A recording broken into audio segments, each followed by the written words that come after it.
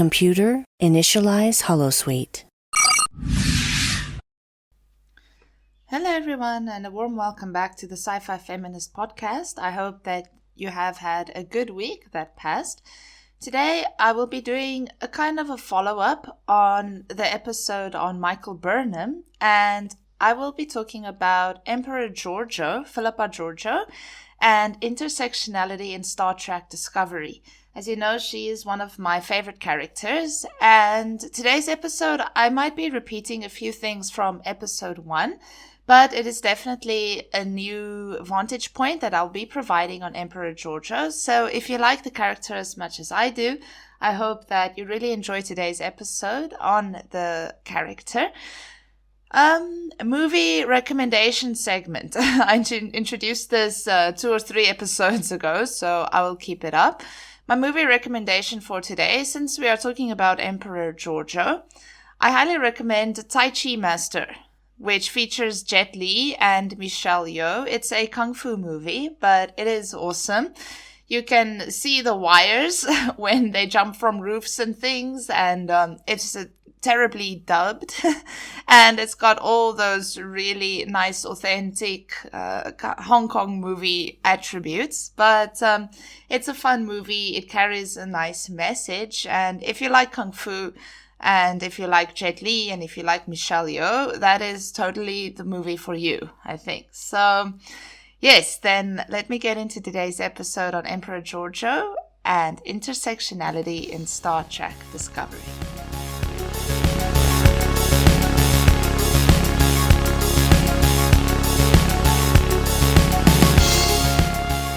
So in today's episode, I'm not going to recap intersectionality because I have talked about it quite extensively in the episode on Michael Burnham. So I recommend listening to that episode, which will give you a solid foundation for today's episode. But the character of Mirror Georgiou, or Emperor Georgiou, in Star Trek Discovery, her transformation over seasons 1 to 3, I would argue, present a critique of post-feminist femininity, and she is exemplary of a character who addresses issues raised by intersectional critique. Now, there is a theorist, her name is Judith Rocher. She says in her paper, the paper is called Border Crossing and Imperialist Femininity in Star Trek Discovery. She says that Emperor Georgiou presents an imperial version of femininity and a post-feminist model of femininity, which is very exclusionary, which is obviously very problematic, all of those types of things, which I will briefly recap today. But then I argue that Emperor Georgiou actually gives us a more subtle embodiment of the intersections of age, race, class, sexuality, and gender, and that this intersectionality is very interestingly fostered by the emphasis on her as a mother. So as you know, in Star Trek Discovery Season 3, in the episode Terra Firma, we see the conclusion of Emperor Georgiou's journey, and she basically changes from this, that's why I said Space Hitler, to this Holy Mother figure. She changes from this imperialist, fascist character, and we see that actually her time in the Prime Universe transformed her into a character that is much more considerate, that is kinder, that has learned the ideals of the Federation and seen its values, a character that is not such a racist, all of those bad things that she embodied before.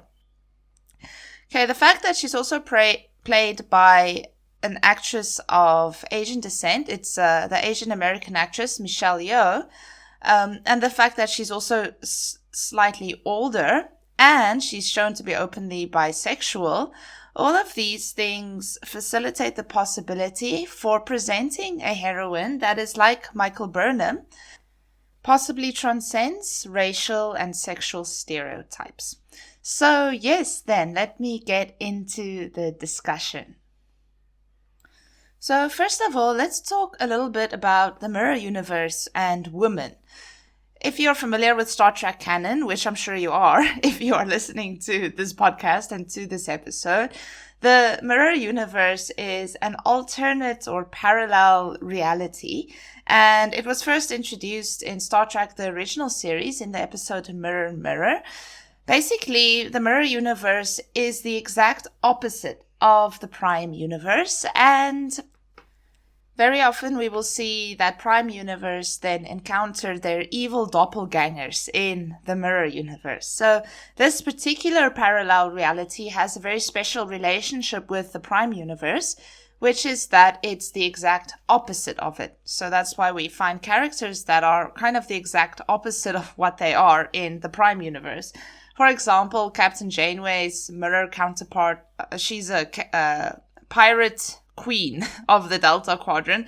And then, of course, Captain Phillipa Georgiou's counterpart in the mirror universe is the emperor of the Terran Empire, the Terran Emperor Georgiou. So what is interesting about the mirror universe is that in Star Trek Discovery, as well as in previous Star Trek series, the mirror universe actually provides a potentially emancipatory space for women. For example, instead of being merely captain's women, as many women in older Star Trek series are, female characters from the mirror universe, such as Terran Emperor Hoshi Sato from Star Trek Enterprise and Bajoran Alliance Intendant Kira Nerys from Deep Space Nine, as well as Mirror Burnham, they're all female rulers instead of being women that are merely there to serve the captains. However, as Judith Roscher explains, in the mirror universe, the empowerment of women depends on their integration into totalitarian militaristic structures that rely on openly imperialist and racist ideologies, wherein they are willing to do whatever is necessary to gain power, as is seen in the example of Mirror Burnham and the artists. So just to briefly explain what I mean there's one scene in Terra Firma, the episode where we see the Emperor change, where she talks to Mirror Burnham, and Mirror Burnham, she says something like, what did you do in that planet? Or, did you collect the art? Sorry, I actually can't remember the exact conversation that they're having. But then Mirror Burnham says, yeah, I went there and I cut off the artist's hands. So, I think she also takes out their eyes. And then she says, yeah, because then if I do that, then the value of their art will rise, and then this contributes to the empire's wealth. So she's very brutal, and it's too much, actually. So we see that her empowerment, Mirror Burnham's empowerment, and also the emperor's empowerment previously in the Terran Empire, it really depends on how violent they are. They use violence as their empowerment. And this is the case for many post-feminist supergirls too. So post-feminist supergirls, we're talking here about Lara Croft, the Charlie's Angels, Blood Rain from that video game. All of these women or female action heroes that especially started appearing in the late 90s and early 2000s, their empowerment is kind of ambiguous because it's built on violence and the exclusion of anything that is deemed other than them. So then Emperor Georgiou, as a female ruler in the mirror universe, she initially follows in this legacy, and similar to Kira Nerys and Hoshi Sato, she also uses sex manipulation and violence to secure her position of authority in both the mirror and the prime universes.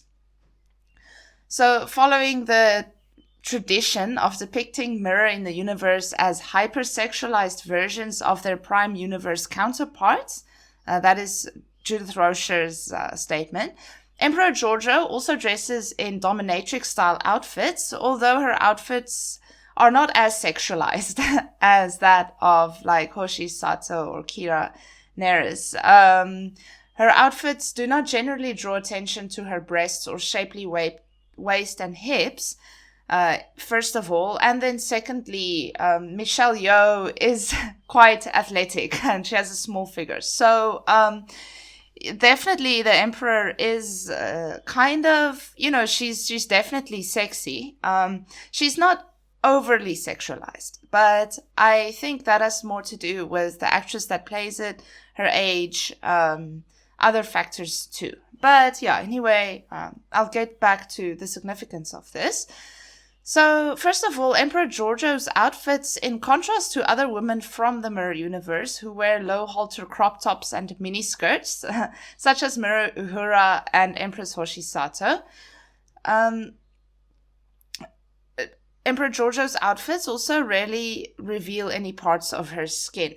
So, one of my favorite outfits of her is that leather suit, leather and boots that she wears in, which episode was it? I'm not sure, but it's her Section 31 outfit. She wears this leather and boots and she has this black cape, which is like totally awesome. So she definitely looks sexy, but not really sexualized as much as we see Mirror Uhura and Hoshi Sato. All right. Then in terms of emphasizing her sexuality, we see that her sexuality is only emphasized once in the 3 seasons of Star Trek Discovery, which is of course the brothel scene in the episode Will You Take My Hand? Basically what happens in this episode, we see that she's lying in bed with 2 Orion slaves, and she's basically wearing underwear and a corset, and she's with a male and female prostitute, Orion prostitute. So while discussing payment for their services rendered, if you know what I mean, Georgiou kicks the male Orion unconscious and she chokes the female at gunpoint for information. So in terms of her sexuality and attire, we see definitely a post-feminist vision of female agency, which kind of combines sexualization and violence and presents it as women's empowerment, like we see with the older version of Lara Croft and all those other characters I mentioned earlier. But in the same vein, it is less explicit than that of the characters such as Lara Croft, for example. So we see that she's really kind of in between sexualization and desexualization.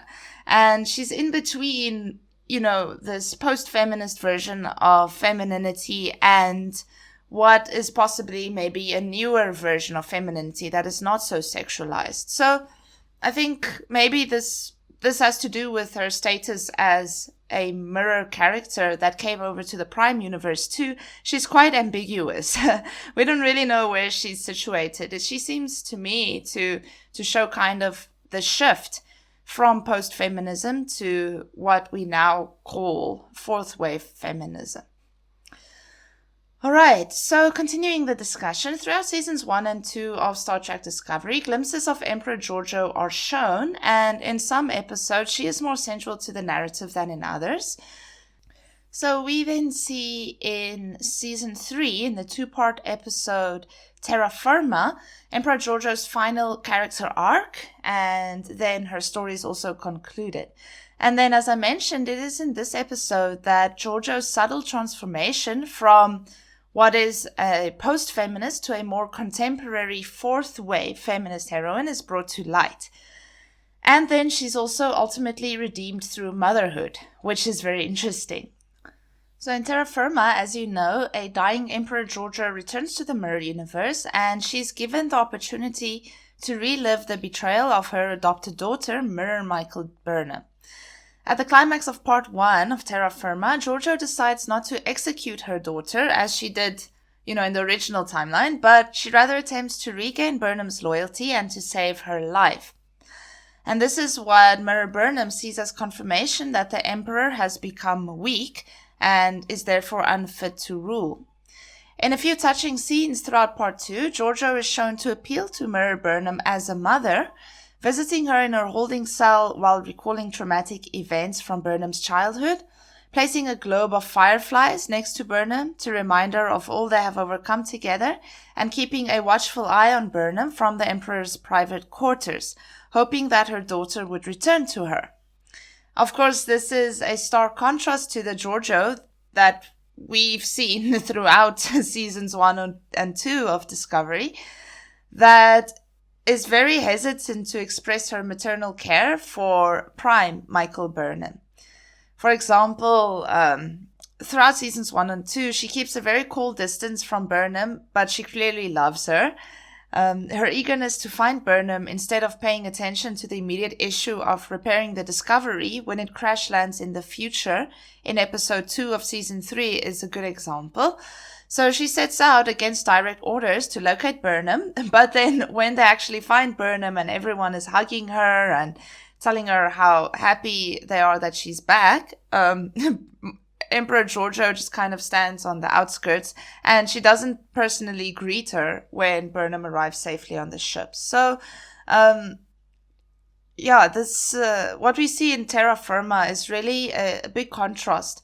You know, her display of emotion, all of those types of things, than what we see in seasons 1 and 2 of Discovery. And actually, upon rewatching it, I realized that very subtly, and I think it's because of good acting by Michelle Yeoh, Emperor Georgiou, although she comes across as very harsh and scary most of the time, we do see glimpses of this coming through, but it's only in Terra Firma where she really openly displays who it is that she's become, which is basically the opposite of the fascist, scary, violent emperor of the Terran Empire. Right, in other scenes from Terra Firma, we further witness how the Emperor's condescending view of alien others has been significantly altered during her time in the Prime universe. Now, in the episode The Wolf Inside, it is revealed that the Terrans actually slaughter and eat the Calpians, which are a sentient alien race, so, you know, it's really bad, while also using them as personal servants and slaves, which is, of course, a stark contrast to the Prime universe, where a Calpian named Saru is the first officer and later captain of the USS Discovery. So upon returning to the Mirror universe, the Emperor not only takes Calpian meat off the menu, but she also saves Mirror Saru by revealing to him that what the Calpians call the Vaharai is not the end of life as they believe it, but simply another stage of their evolution, which is, of course, what she learned in the Prime universe, when we see Prime Saru going through the Vaharai and then evolving into, you know, much more deadly and confident Calpian. So in this specific scene, then, we see that Mirror Saru fittingly tells the Emperor, following this conversation about the Vaharai, that you are not Terran, which might be translated to saying, you know, in a broader or more philosophical sense, that Emperor Georgiou no longer follows the legacy of other post-feminist female rulers from the Mirror universe, such as Hoshi Sato and Kira Nerys, but that she has become something entirely different in her time in the Prime universe. Whereas the Emperor previously subjugated the Calpians based on race and class, she now acknowledges the predicament that this intersection has placed them in, and she attempts to atone for her past actions by helping Mirror Saru. So in this scene, one also then sees how the boundaries between royalty and the lower class are erased, as the Royal Emperor Georgiou recognizes her slave as her equal. Now, I have not touched on intersectionality too much, but this is one point where we see the exclusionary premises on which her empowerment is based, you know, deeming anything that is other as bad and as lower than her, to a character that perpetuates a much more nuanced understanding of intersectionality, a character that acknowledges that actually race and class play a role in the constitution of identities, and a character that recognizes her own position within this hierarchy and then attempts to destroy those lines that separate one thing from another, and that employs a more intersectional approach. Now, these are only two brief examples of Emperor Georgiou's transformation, and definitely her evolution as a character deserves a far more in-depth analysis. But this does reveal, on the surface at least, two qualities that allow Georgiou to move beyond the very limited post-feminist framework of women's emancipation. First, the excessive violence and xenophobia that characterizes Georgiou's version of empowerment is replaced by an acknowledgement of alien others and a willingness to engage with them on a deeper level, as well as a sincere attempt to resolve conflict without violence. And then second, Georgiou's dominatrix style attire, it remains unaltered in Terra Firma, but in an elaborate scene showing the christening of the ISS Charon, I really love that scene where Stamets give this whole speech on the Charon and the Emperor, and they do this play for her. She's actually shown wearing a halo that definitely visually harks back at images of the Virgin Mother in Christian iconography. So this image is the image on the cover of this week's episode. So you can see it there. I love the halo and what they did with her outfit. I thought it was just so elaborate and awesome. But the scenes described here, which display a shift in Georgiou's methodology. So, for example, she does not use her sexuality, but rather her status as a mother to ultimately rule her empire. In combination with these subtle additions to her outfit and corresponding saintly iconographical elements, indicates an emphasis on her as a mother. So in these ways, in Terra Firma, there's far more emphasis on Georgiou's traditionally feminine qualities, such as motherhood, compassion, sensitivity, and even vulnerability. And because she chooses to act on these instead of adopting a more masculine disposition, she's given a second chance at life by the Guardian of Forever at the end of the episode. Now, interestingly, in Terra Firma, the viewer is also reminded of the Emperor's honorary title, which is spoken only once after her formal introduction in Season 1's episode Vaulting Ambition. So let me repeat her title. I liked this so much that I made a t-shirt that has the Emperor Georgiou's title on it. So if you want a t-shirt with this title on it, then it's available on Teespring and Redbubble, I think, or only Teespring. There's a t-shirt. It's you can follow the link on my bio on Instagram. But anyway, her title, which is Her Most Imperial Majesty, Mother of the Fatherland, Overlord of Vulcan, Dominus of Kronos, Regina Andor, Phillipa Georgiou Augustus Ioponus Centaurus. Okay, that's such a mouthful. But this title contains both masculine and feminine pronouns. Now, as I've shown also about Michael Burnham, and you can listen to that episode, and many other contemporary heroines, actually, what we see in terms of contemporary heroism, female heroism, these female heroes assimilate both traditional masculinity and femininity in terms of their dispositions, and through it become heroines that transcend narrow and essentialist conceptions of women. So Georgiou's femininity in terms of her character and not her appearance is simply only explored towards the very end of her narrative, but, it is subtly alluded to throughout seasons 1 to 3. Right, so to conclude this discussion already, sorry for another short episode, but to conclude the discussion, we see that Emperor Georgiou moves in her character arc from season 1 to season 3 of Discovery as an openly imperialist, fascist, and post-feminist character that uses violence and sexuality to become empowered, to a character that rather acknowledges differences, that does not use her sexuality, but rather her status as a mother to persuade, to gain her empowerment and to rule her empire, as well as a character whose sexuality is not emphasized, but whose status as a mother is emphasized. So it's a very significant character arc, I think, and I think it really shows the current state of feminism. As you might have picked up from previous episodes, we are witnessing a transition phase in feminism where we can see a change from these post-feminist female action heroes, such as Lara Croft, to female action heroes that are desexualized and that show an acknowledgement of intersectionality in the construction of women's identities.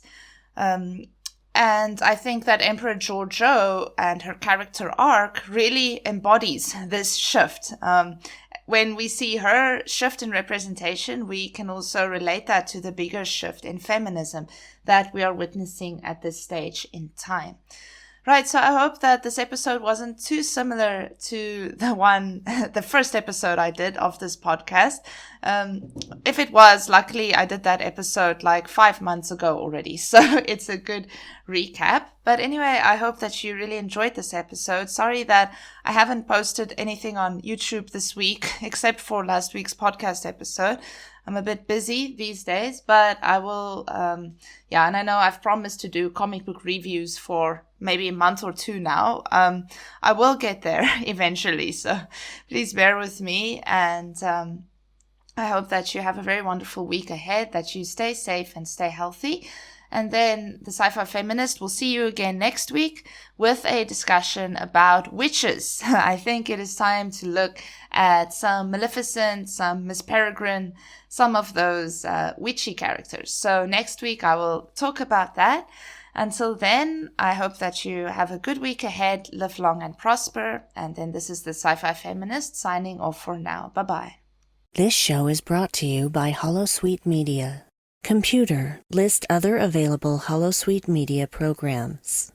Loading Holosuite Preview Program 4, The Janeway, a Star Trek Voyager podcast. Yeah, so we cut to night time. Harry sneaks out of the bed and starts looking up Voyager with his security codes, etc. Again, should be in underwear, but... Computer, show me Tom Paris. No, I'm just kidding. Show me his location right now. Oh, he's 450 meters away. Hey. Oh my gosh, it was Grindr. That's... He's like, I have to go to a hookup. Libby, I have to go to Bear. He found him on Space Star Trek Grindr, and he's like, it's Space Grindr. Loading Holosuite Preview Program 4, Beyond Farpoint, a Star Trek The Next Generation podcast. And Picard's the other character trying to solve the mystery. So he leaves for that reason alone. It could really be any character. Any one of the main cast members could have gone with Data and been there with Data several days later trying to solve what happened to the Enterprise. It's very, very much a kind of a plot reason and nothing more, I think. Yeah, I kind of wish Data had stayed on the ship, actually, because I would like to have seen him regress to a pocket calculator. Computer, deactivate Holosuite.